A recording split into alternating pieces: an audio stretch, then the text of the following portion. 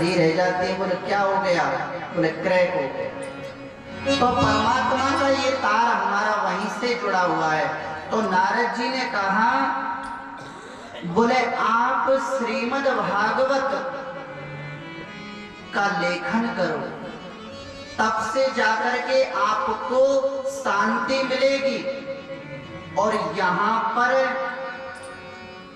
वेद व्यास जी को नारद जी ने अपना पूर्व जन्म का चरित्र सुनाया। नारद जी ने कहा, व्यास जी महाराज मुझे देखो, मैं पहले के समय में एक दासी का पुत्र था और मेरी जो माता थी वो संतों की सेवा किया करती थी। संतों के साथ में मैं भी सेवा करता था। देखिए व्यास जी महाराज, ऐसे ज्ञान की कोई शोभा नहीं है जो भगवान से ना जुड़ा हो। निष्कर्म मच्युत भाव वर्जितम न सोवते ज्ञान मलम निरंजनम। ऐसे ज्ञान की शोभा भी नहीं है जो भगवान से ना जुड़ा हो। हमारा जो शब्द है वो ब्रह्म का रूप है, ये परमात्मा से जुड़ा होना चाहिए। तो व्यास जी महाराज, मैं भी मेरी माँ के साथ में संतों की सेवा करता था। एक समय संतों की टोली हमारे यहाँ चातुर्मास बिताने के लिए आई, तो हम सेवा किया करते थे। संतों के फल लाना, समीदा लाना, उनका जल का प्रबंध करना, भोजन करना, और जब वो भोजन पा लेते थे तो जो कुछ बचता था ना उसको मैं पा लेता था। देखिए शास्त्र में ऐसा लिखा है कि ना झूठा लेना चाहिए ना झूठा खाना चाहिए, लेकिन संतों की जो झूठन होती है वो झूठन नहीं, शीत प्रसादी कही जाती है। शीत प्रसादी खाकर के नारद जी का मन भी एक तरह पवित्र हो गया, शुद्ध हो गया। तो नारद जी कहने लगे कि मैं भी सेवा किया करता था और मेरा धीरे धीरे उन संतों में इतना मन लग गया कि मैं भगवान की भक्ति किया करता था। और एक बात बताएं, जैसी संगत वैसी रंगत। भाई हम संतों में रहेंगे, भक्तों में रहेंगे तो उसका रंग हम पर चढ़ेगा धीरे धीरे। और हम मान लिए जाए भले ही हम पे पत्ते फेंकने ना आते हो और हम 2-4 दिन पत्ती वालों के पास बैठ जाएं तो धीरे धीरे महाराज हमको पत्ते फेंकने आ जाएगा, है कि नहीं? तो जैसी संगत वैसी रंगत। संतों का संग पाकर के मेरे मन में भी सत्संगति जागृत हुई और मैं भी परमात्मा का भजन करने लगा। अब जो ही मैंने भजन किया तो महाराज मेरी जो माँ है ना उसकी धड़कन तेज हो गई। हे भगवान, ये तो बाबा बनेगा। देखिए माताओं को हमारा बच्चा चाहे कोई डाकू बन जा, चोर बन जा, जुआरी बन जा, नशेड़ी बन जा, सब कुछ बन जा, पर बाबा ना बन जाए, इस बात की ज्यादा टेंशन है। तो महाराज मैंने जैसे ही भजन पढ़ाया तो मेरी माँ घबराने लगी। तो जो भी संत महात्मा को आता था ना उससे कहती, महाराज मेरे इस बेटे की शादी करवा दो, नहीं तो ये बाबा बन जाएगा। तो नारद जी कहने लगे, महाराज मेरा भी दिमाग खराब हो गया, हे भगवान कहीं शादी हो गई तो माता जी के पधारने की प्रतीक्षा कर रहा हूं, फिर उस देवी की करनी पड़ेगी तो मैं भजन कैसे कर पाऊंगा। तो व्यास जी महाराज उस भगवान की कृपा हुई और एक दिन मेरी माँ गैया का दूध धोने के लिए रात्रि शाम के समय गई और एक सर्प पर पैर पड़ गया और मेरी माँ को डस लिया और मेरी माँ की मृत्यु हो गई। अब कुछ लोगों ने मेरे से कहा, बोले तुम्हारी माँ मर गई। नारद जी ने कहा, व्यास जी दुख तो मुझे हुआ, लेकिन संतों का बोले माँ मरण मुनि कल्याण। माँ मरण का मतलब माँ का मरना नहीं, माँ मरण मुनि कल्याण, यानी कि माया का मरना ही मुनि का कल्याण है, संत का। और मेरे नेत्रों से अश्रुधारा बहने लगे, गरम और ठंडे। गरम तो इसके थे कि माँ मर गई, मेरी देखरेख कौन करेगा, लेकिन ठंडे इस बात के कि चलो चली गई, अब मुझे कोई रोकने वाला नहीं, भगवान की भक्ति तो करूंगा, भगवान की भक्ति में मुझे कोई बाधा नहीं आएगी। और नारद जी महाराज ने माँ का अंतिम संस्कार करके और संतों का दिया हुआ मंत्र लेकर के और मैं दक्षिण दिशा की तरफ चले गए। एक सरोवर में जाकर के मैंने स्नान किया, बैठा, भगवान का भजन किया। और मैंने जो ही भजन किया तो उस परमात्मा की छवि मेरे हृदय में प्रकट हो गई और उस स्वरूप का दर्शन करते ही मैं छटपटाने लगा, वो अदृश्य हो गया, मैं विकल हो गया। तो मैंने कहा, हे भगवान, आपने मुझे ये दर्शन देकर के आप मेरी आंखों से ओझल हो गए हो। तो आकाशवाणी हुई कि नारद, इस जन्म में मेरा साक्षात्कार नहीं होगा, लेकिन पूर्व जन्म में आप ब्रह्मा जी के मानस पुत्र बन करके पैदा हो गए। आकाशवाणी ने मुझे कहा। तो मैंने कहा, जब तुमको दर्शन ही नहीं देना तो फिर प्रकट क्यों हुए?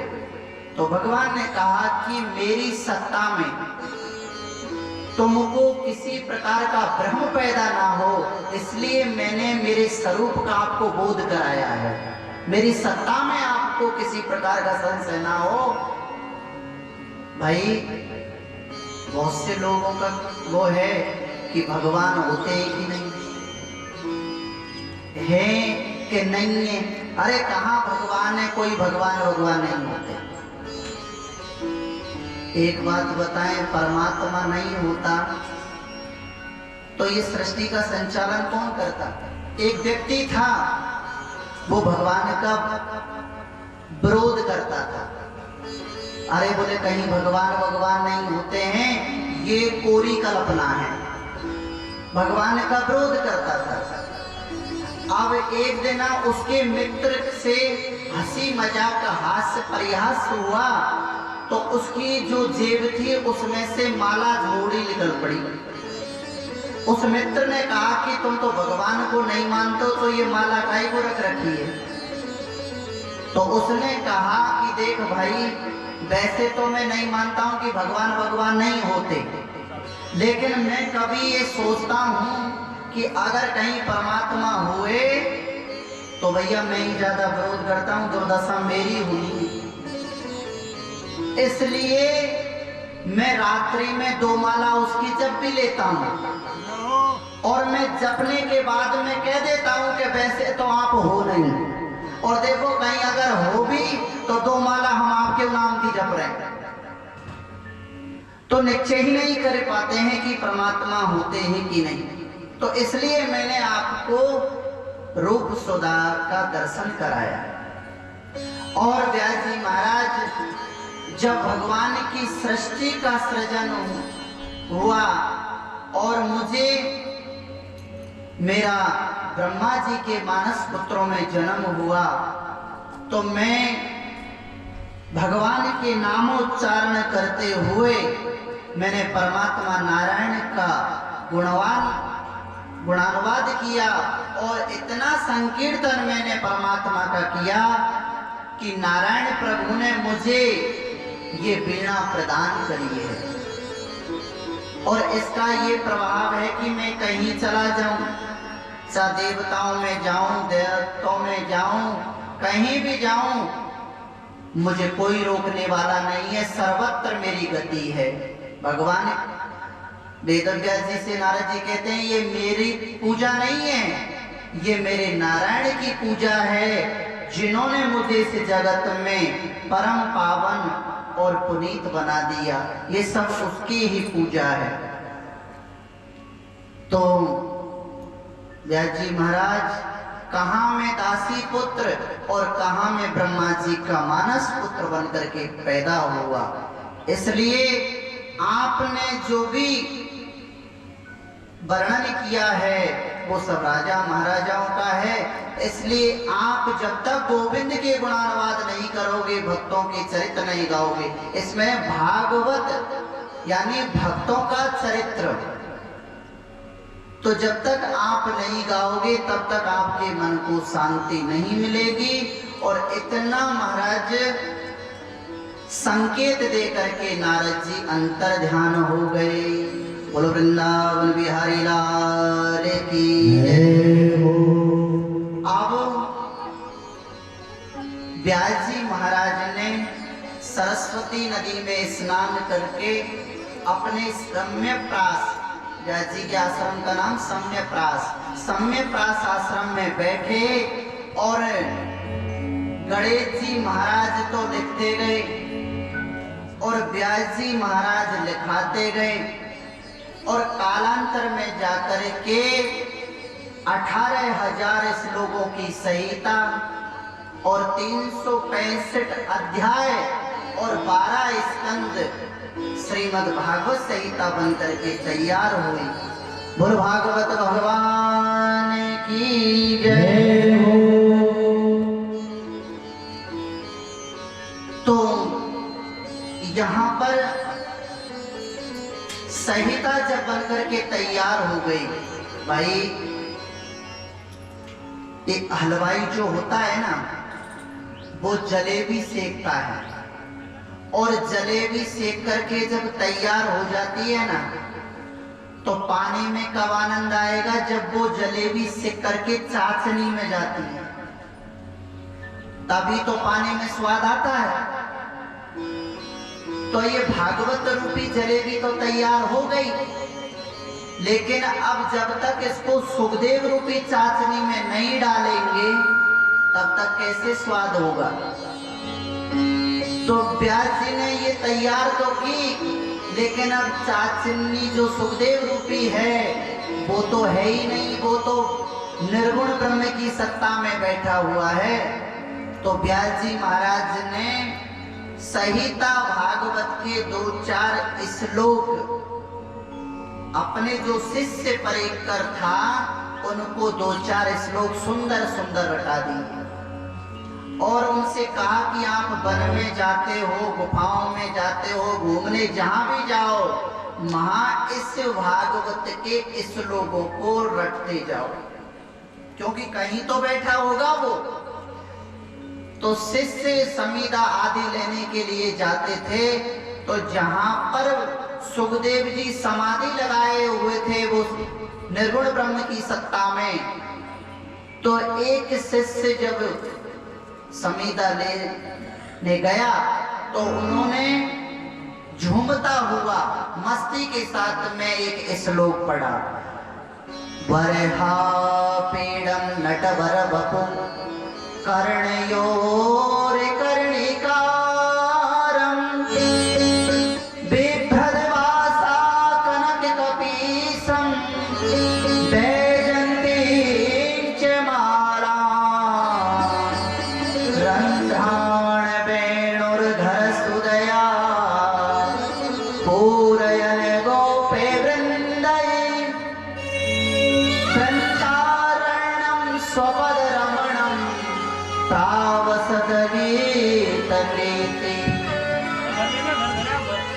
कितना सुंदर, कितना सुंदर श्लोक पढ़ा। और वो शिष्य क्या कह रहा है, बरहा पीडम,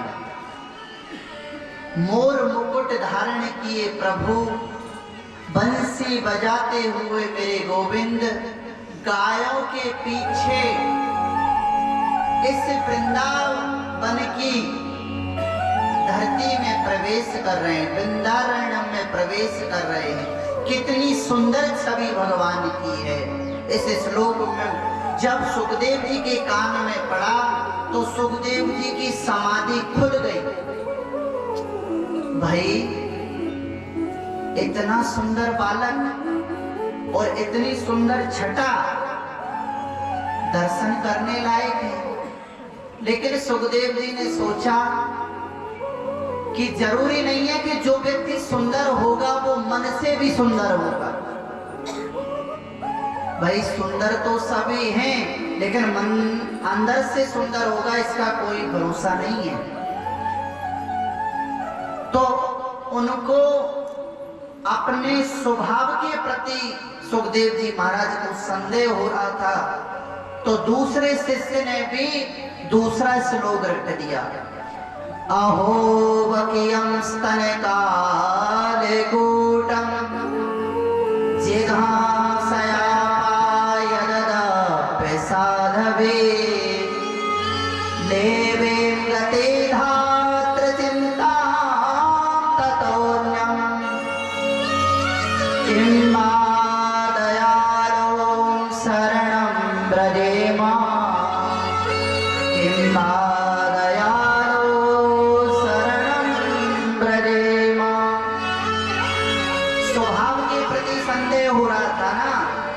तो यहाँ आश्चर्य कि अहो बकियम स्तनकालकूटम, बकी नाम पूतना का बकासुर की भगनी जो भगवान को मारने की इच्छा से अपने स्तनों में जहर लगा करके आई, लेकिन सारे अपराध पर पर्दा डाल करके भगवान ने धात्र गतिम चिंताम ततोन्यम, उनको अपनी माँ के जैसी सदगति प्रदान की। भगवान ने सोचा बुरी भली कैसी भी है, लेकिन काम तो मेरी माँ जैसा किया है, इसलिए जो यशोदा माँ को जो मुक्ति प्रदान करी वही मुक्ति महाराज पूतना को भगवान ने प्रदान करी। जब ये श्लोक सुना सुखदेव जी ने कि भाई सुंदर है और सुंदर के साथ साथ उसका स्वभाव भी सुंदर है, तो उसका दर्शन करना चाहिए। सुखदेव जी खड़े होकर के और शिष्यों के पास पहुंचे, भैया दो चार और सुना दो। शिष्यों ने कहा बस गुरुजी ने यही हमें रटाए, बाकी आपको ज्यादा चाहिए तो गुरुजी ने 18,000 श्लोक बना करके तैयार किए, चलिए हमारे साथ। तो सुखदेव जी महाराज शिष्यों के साथ में और सम्यप्रास आश्रम में व्यास जी महाराज जी ने देखा तो आनंद का पारावार नहीं रहा। धन्य है प्रभु के वो गुण जिन्होंने मेरे बेटे के मन को हठास खींच करके गोविंद के गुणों ने और मेरे यहाँ तक ला दिया। हरेर गुणा चित्त मतिर भगवान वादरायणी अद्य गान महदाख्यानम नित्यम विष्णु जनप्रिया। भगवान के नाम में वो शक्ति है कि मेरा पुत्र खिंचा चलाया। भगवान का एक नाम है हरि। हरि का मतलब हरण करने वाला, जो अपने भक्तों के चित्त को सहज हरण कर ले, उसका नाम हरि। तो जो निर्गुण ब्रह्म की सत्ता में बैठे हुए सुखदेव जी थे, वो चल कर के आए और उन्होंने कहा, बोले पिताजी हमें दे दीजिए श्लोक। व्यास जी महाराज ने कहा, बोले बेटा मैंने ये भागवत संहिता केवल आपके लिए प्रकट कर रखी है, और ये भागवत संहिता का अध्ययन श्री सुखदेव जी महाराज ने किया। और जब सुखदेव की चाचनी में ये जब निकली और परीक्षित के माध्यम से जब हमारे भक्त संतों में ये मिली, तो महाराज जो सुनता उसको भी आनंद आ गया। बोल सुखदेव भगवान की।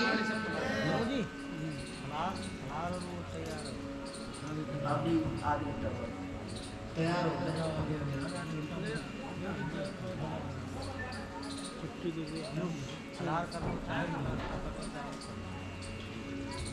जो भी फलार वाला करना चाहें तो आप प्रसाद लें और आधा घंटे का थोड़ा सा रेस्ट ले लेते हैं। उसके बाद 2 बजे से पुनः परीक्षित जी का जन्म की कथा और आगे की कथा सुनेंगे। और सभी जो भी हमारे श्रोतागण बंधुगण बैठे हैं, वो नाश्ता चाय ले लो। थोड़ा सा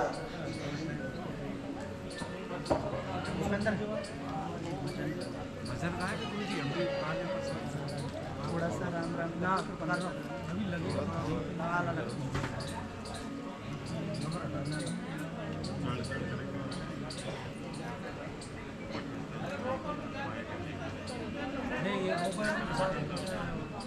ओ भाई जाओगे नहीं यात्री कर